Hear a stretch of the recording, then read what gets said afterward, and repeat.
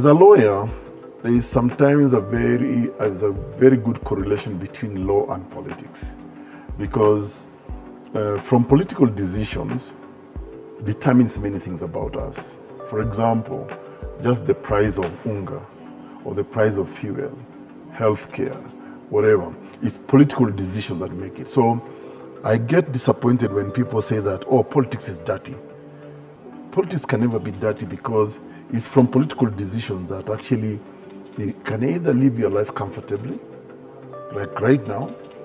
We know that in Kenya, in April, electricity prices will go up by, I don't know, is it 48 or 40%? That's because somebody somewhere has made a political decision. The question of food security today, the prices of commodities and all that, is actually being determined by political decisions.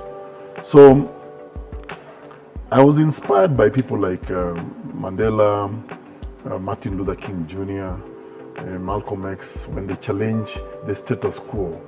Because again, like I say, you can see that relationship between if a political system oppresses the other side of the society, it becomes a question of injustice for me, and which is where now I infuse the legal approach to it. That it's not fair, it's not legal what you're doing to another human being. So, in the context of Kenya, when I wasn't really very interested in politics until I realized political decisions actually determine how I live in a country, or even how I relate. You know, I mean, I'm intermarried. My wife is from Nyeri. We have 2 children who are called Tukuyus, Turkana Kikuyus, because they can't speak either Turkana, can't speak Kikuyu, they only speak English and Kiswahili. Now, if you look at the way our politics is run in Kenya, it's embedded so much on the negative ethnicity and tribalism. I mean, I didn't write a letter to Sir God to tell God, let me be born a Turkana. Neither did you write a letter to God to say, let me be born a Kikuyu. But when politicians now use tribe negatively, it annoys someone like me, because here I am, out of my social interaction, met a beautiful woman from Nyeri, got married, we have children. So why should anybody look at her as Kikuyu or look at me as Turkana?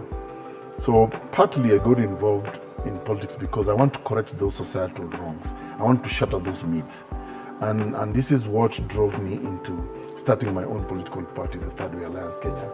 Because I also reflected on our history as a country, where at independence, we have people like the Mau Mau, the Dedan Kimadis and the rest, who actually fought for the freedoms that we have today against colonialism.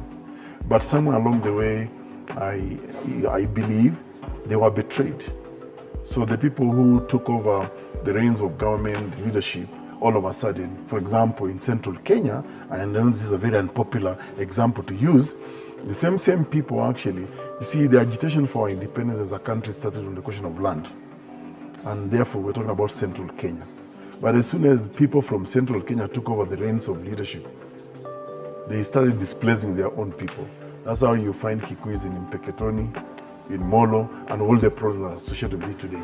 So, for me, I feel that the first liberation struggle in this country was betrayed. Then came the second liberation, which is the agitation for multi-party democracy, right from early 90s up to when we had, the new constitution in Kenya, multi-party democracy and all that. But again, the same people who talk about multi-party democracy, once they get into government, they become bedfellows with the same. So then nothing changed. So after the new constitution, and because I was involved in the writing of the new constitution in 2010 as the CEO of the committee of experts, I felt that Kenya was in the cusp of renewal, and we were agitating towards a third liberation.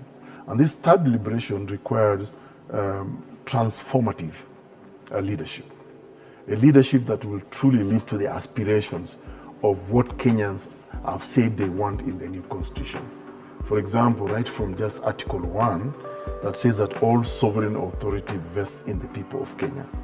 Meaning, any political leader out there must see himself or herself as a servant, as serving the people of Kenya. And you see, one of the geniuses of our constitution is actually chapter 6, what we call leadership and integrity chapter, because Kenyans were saying we want a certain type and character of a leader. But unfortunately, you don't see that manifesting when people go into leadership, when people form government.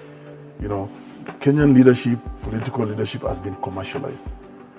That's why you see once one gets into politics, within a short time, that person has become super rich at the expense of the constituents.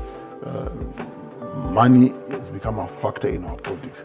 I don't believe in that, because I would like to see this country equalize.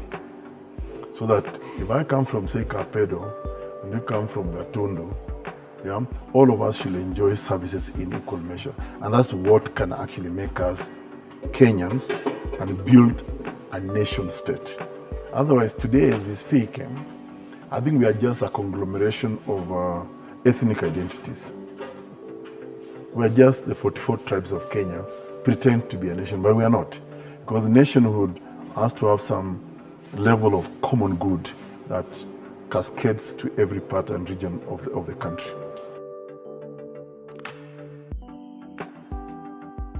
The ideology behind Punguza Mizigo is very simple, actually.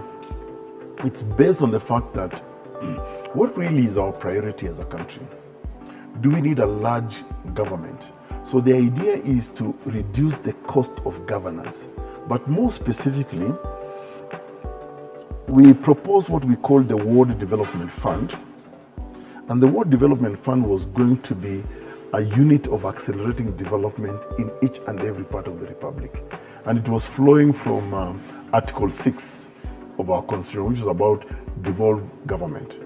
And the idea that every Kenyan must be able to access services at their very, very doorsteps. So that was the whole idea. But most importantly also, we wanted to put a value. What is the value of our representation today? Which is why, one of the things that was very popular about that bill is the fact that we reduced the number of our representatives. And we did a comparative study. For example, people say America is one of the oldest democracies in the world, progressive and all that. Americans are 350 million plus people, but they only have 530 representatives for both Congress and the House of Reps. India, again, one of the other oldest democracies in the world, has about 1.3 billion people, but they only have about 800 representatives for both houses of Congress, because they are also bicameral. China, where we are borrowing a lot of money from for development and all that, about another 1.4 billion people, but they only have 1,200 representatives. Now, you come to a country like Kenya, where we are struggling even today with basic things like food. We are about 55 million, give and take. But we have got 416 representatives. So on average, it's like one person in America represents about 625,000 people. In India, they represent about 1.6. But in Kenya, we found that we are over 400% overrepresented. And it comes with a cost. So you have got 416 people who take home about 42 point something billion annually. Now we try to do comparison with, say, a county like, say, Nairobi. So you have got 416 people as representatives. They take home 42 point something billion. Then you have a county like Nairobi with about 5 million or 6 million people. They're only given 12 billion annually. And that is for development. We have to make sure there is water, there is electricity, there is security, garbage collection, and all those things. So we felt, no, this cost of us governing ourselves is not worth it. And that's how we came up with the idea of Punguza Mizigo. I mean, there are many, many other proposals on it, including how do we simplify just our election? Why is our election the most expensive in the world? I mean, we We spend billions of Kenyan shillings securing gadgets like the BVR kits from France. They don't use them in France. So in France, if you want to run for public office, they just go pick a A4 paper, fill in your names, people tick, and you're good to go.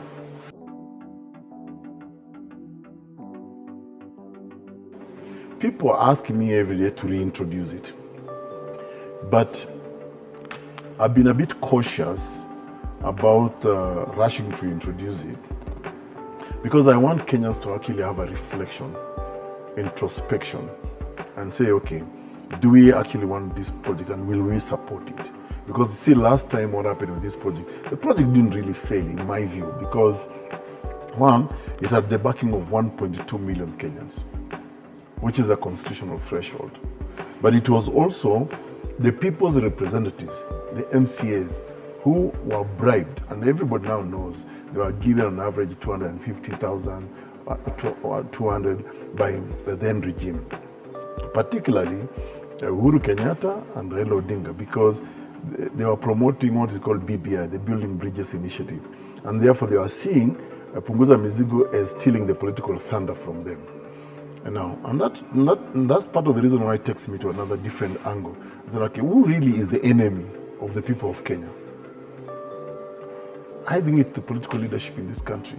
It's the government of the day, because a day, for example, looked at Punguza Mizigo and what we were proposing, they will know it's of greater benefit even to their own people. Because, for example, imagine the idea of just Ward Development Fund, services coming to your very, very doorstep. Yeah? In whatever. So, whether you're a leader today or tomorrow, you probably, we are, as Africans, we like to go back to our villages, we like to go back to our home counties, home districts, and all that. And for me, the idea of Punguza Mizigo was, let's make every part of the country comfortable for everyone.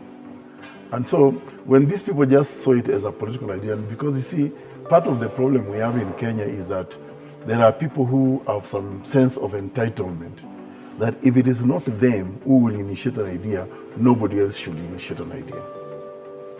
And therefore I think at some point they were thinking, who is this Turkana boy coming up with this brilliant idea? And surprisingly, up to now, there are people even from within that camp, now that they failed to secure leadership, they are telling me, Ekuru, we wish we had listened to you. But I was telling them, it wasn't about me. They forget one thing. Some of us, or myself particularly, I'm a trained lawyer, and that's what feeds me. I do my legal work, and that's how I put food on the table. That's how I meet my obligation. So politics will never feed me. Plus, if I'm to go into politics, I will only go into politics because I want to serve and make Kenya a better country. Political jobs, opportunities actually don't build anyone. As a matter of fact, if you don't do the right thing, when you're in a political position, you actually destroy yourself. Look at how many people, for example, held political offices but are associated with corruption, basically what I call theft of public money, because there's nothing called corruption in our mother tongues. Yeah? Kama ni mwizi, you know, pesa kama imepotea umeiba. If you cannot account for money, you have stolen. Yeah? Let's not sanitize it, we call it corruption. What is corruption? To be honest, even if I were to ask you today, in your Kikuyu mother tongue, what is corruption? But if you say somebody mwizi, yeah, you can relate. Yeah? I can relate to that. You said you're going to build us a bridge, not tumekupatia pesa, but you're not able to show that money. Where is that money? You're a thief. You've stolen. So if you just call it what it is, and that's why you'll find many people who go into political offices in this country with the sole idea of enriching themselves. Yeah, they get haunted eventually, because politics is about leadership. It's about service to society, to community. So if you don't do that, you're not worth a leader. there is a lot of posturing, a lot of manipulation. I can also read the mood that it's more about 2027 now. I think they are more interested in re-election in 2027 than actually delivering. In fact, it's making me question whether actually even this Kenya Kwanza government even had a plan. I don't think they had a plan, because as soon as they took over, taxes were introduced. Now, even for me to send you M-Pesa, I have to pay some excise duty. Electricity cost is going to go up. A lot of things. I mean, mortgage, if you're paying mortgage like some of us are doing, it has already gone up. We used to enjoy like 13 point something percent. Now it's gone to 14.5%. So life is unbearable. We've also seen, for example, the famine and drought situation in the country, and it really isn't improving. And I mean, if you listen to the requests from folks in the villages, people asking for basic things, pesa, hospital bills, education, food, and all those. So things aren't really getting better.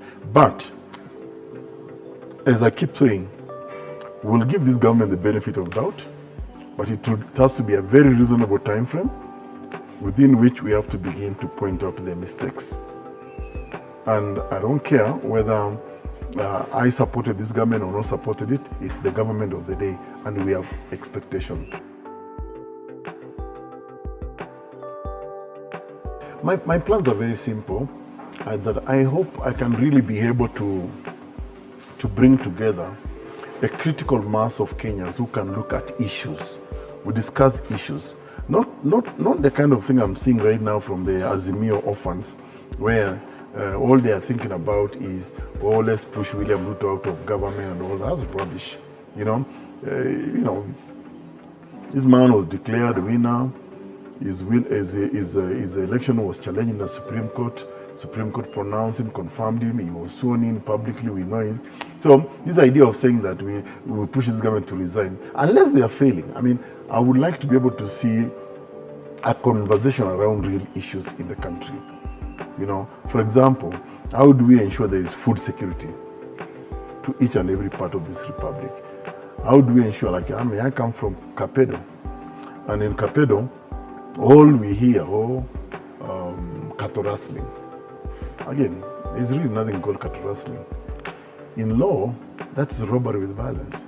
If today I nyanganya you mulika mwizi on the streets of Nairobi violently, I'll be arrested and I'll be charged with robbery with violence or attempted robbery. Yeah? And even maybe malicious damage to property or assault. So why is it that when you come to take away my cow in my kraal, on the barrel of a gun, we're calling it cattle rustling? Yet it's robbery. The Constitution of Kenya describes property as that which belongs to you in Article 45 of the Constitution. So my cow is my property.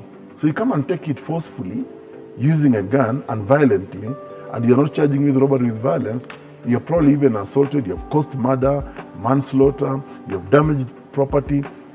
So I'm just hoping that we can begin to have a serious conversation on real issues in this country. And that's my intention with Third Way.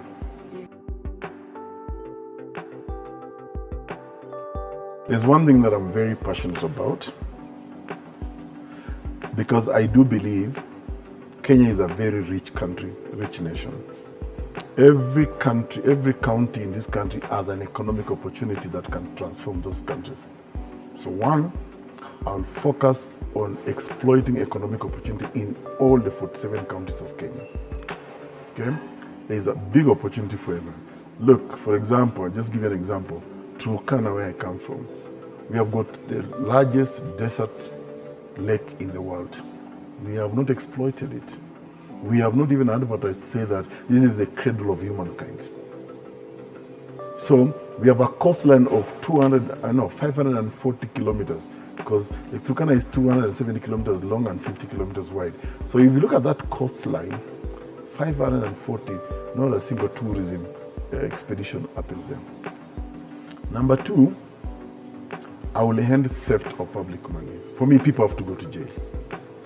Because when people steal money meant for health, education, you're actually destroying a generation. I consider you as a mass murderer, actually.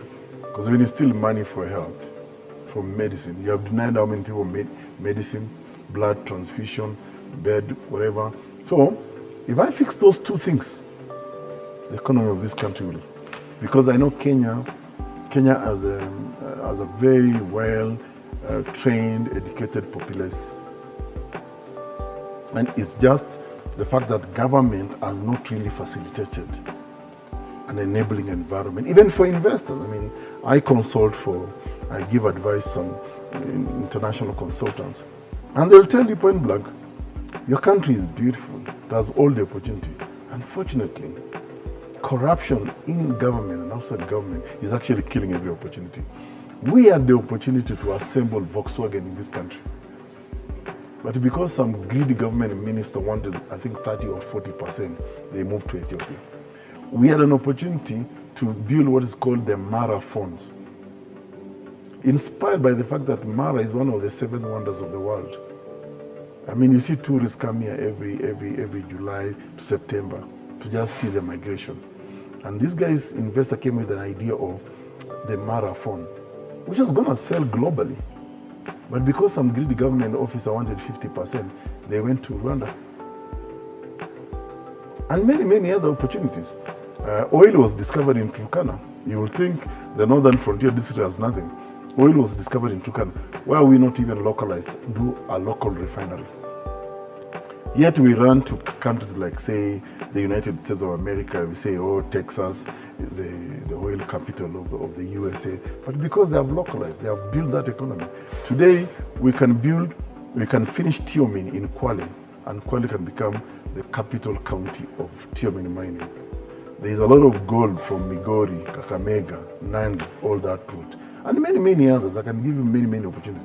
Mui region in Kitui, Kitui County, can actually be the coal capital of Kenya. So the opportunities are there, but we have got a very lackluster, fakeless, mediocre leadership in this country. And all they care is just about self-preservation.